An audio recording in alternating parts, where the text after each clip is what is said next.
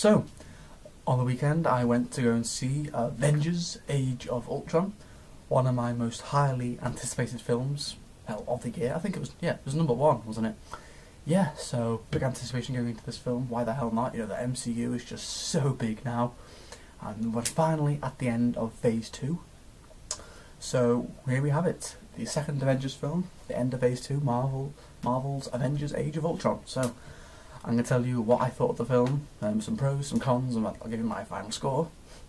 So, before I go into it, I just want to let you know that, yes, this film isn't quite as good as the first Avengers film, isn't quite as good as The Winter Soldier, and it isn't quite as good as Guardians of the Galaxy, but it's still a great film, very entertaining. Okay, let's get started. So, action in this film compared to the first Avengers, it's probably better, because you start off you're in it. The very first shot of the film is just all the Avengers kicking ass, basically raiding a Hydra base. That was fantastic to see. You know, all of them working together as a team. You know, you got Hulk smashing into buildings. You got Hawkeye firing his explosive arrows. You got Iron Man just shooting around, you know, doing what he does. You got Captain America throwing. You got Thor and Captain America have a great power, like he whacks his hammer on a shield and boom, kicks a shockwave, blasts them all away. Yeah, because they're after Loki's scepter. And that was a great opening mission. Opening start was fantastic.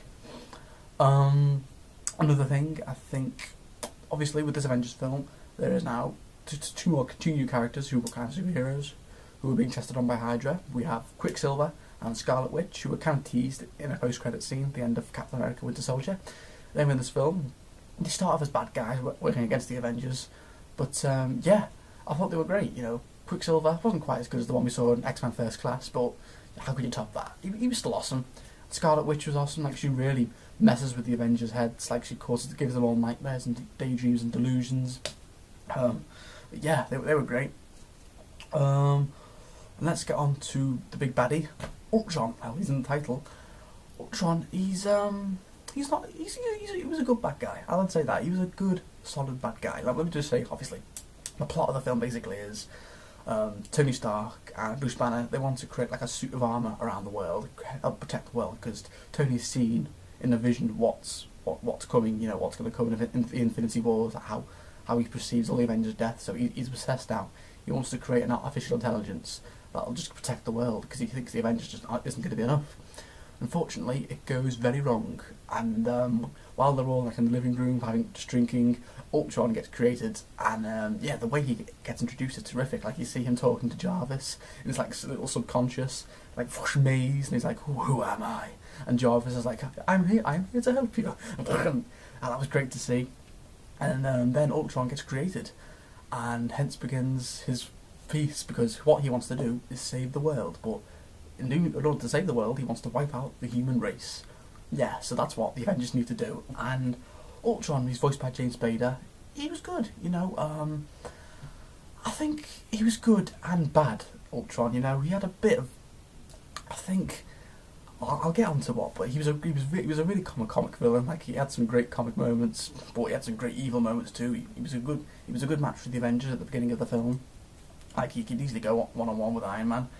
So yeah, the humour and the chemistry between all the Avengers, that's just as strong as ever. Probably one of the strongest points of this film. What Joss Whedon gets right with this film is how together these characters are. Like, the chemistry, it's so perfect.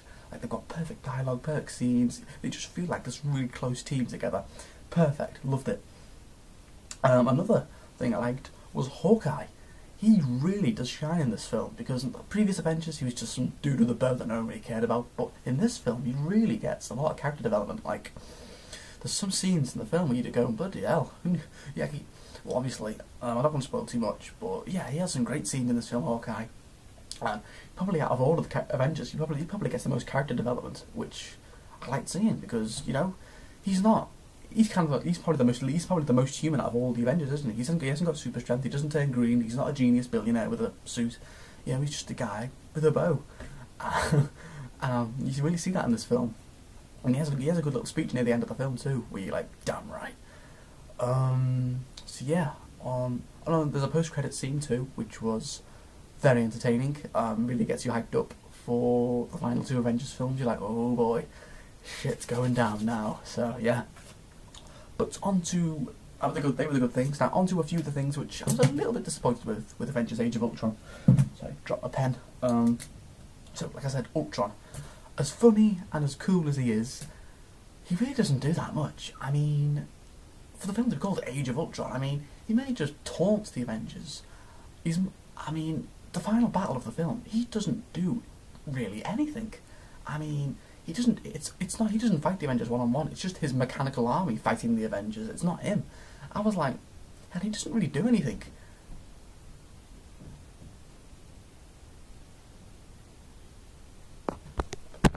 Yeah, he has one brief fight with Thor, and that's it. I mean, really, that's it for him. And then the way they kill him off, was a bit rubbish too. I was like, really? It makes him look like a complete pussy. And it wasn't very good. No, but whatever. A bit of a letdown from Ultron, considering how awesome he looked in the trailers. He wasn't that good in terms of fighting the Avengers. He was funny, he was witty, but and he looked cool. But that was it. When it came to fighting the Avengers, it was a big letdown. Also, there's not much continuity when compared to the previous Phase 2 films, because Iron Man 3 doesn't Tony Stark kind of throw in the towel and say, no, I'm done being Iron Man. But at the beginning of this film, he's Iron Man, like that. Like there's no explanation as to why or how he's back as Iron Man. I mean, it just starts and there's no explanation, and it's a bit of a all right, fair enough. Another thing, as cool as the action was, like the Hulk and Iron Man, the Hulkbuster and Iron Man's fight was awesome. The beginning fight was awesome. The end fight was pretty cool. It kind of felt underwhelming. I don't know why, but it felt underwhelming. Maybe it's because the magic is gone, because we've seen this before now. In the first Avengers film, that was awesome. Seeing these characters all together, working together, the magic was there. But seeing it again, it's kind of faded away. And as cool as seeing all the Avengers working together, fighting together, was awesome. I was sitting there going, yeah, this is cool, but kind of seen this all before, and it felt underwhelming. And I shouldn't feel like that. I don't know if any of you felt like that either, but it was a bit strange. Another thing, there's a romance in this film too, which kind of felt forced and came out of nowhere. That was between Bruce Banner and Black Widow. I mean, it goes nowhere really, and it kind of comes out of nowhere. I mean, they didn't have a previous romance in the previous Avengers film, not one thing. And then out of nowhere, she's like, oh no, I love you, Bruce Banner. And Bruce Banner's like, oh no, I'm not sure, I'm the Hulk, I'll kill you. And then like after Captain America's like, go on lads, get in there. It's like, what? It just felt rushed. It came out of nowhere, and it felt completely unneeded. No, I wasn't a big fan of that. And a final thing was, there wasn't much setup for the future Avengers, for the future Phase 3 films. Like, there's not much setup for Civil War, which comes out next year, exactly next year I think. There really wasn't much setup for that at all. The ending of the film felt a little bit rushed, like it was like everything just needs up a bit too quickly, and everyone's like a little happy little ending. I was like, okay, it just ends. I was like, alright. Yeah, so wasn't much set up for Civil War or the future Phase 3 films like Black Panther, even though the final act is set in Wakanda, where Black Panther is, but we'll see.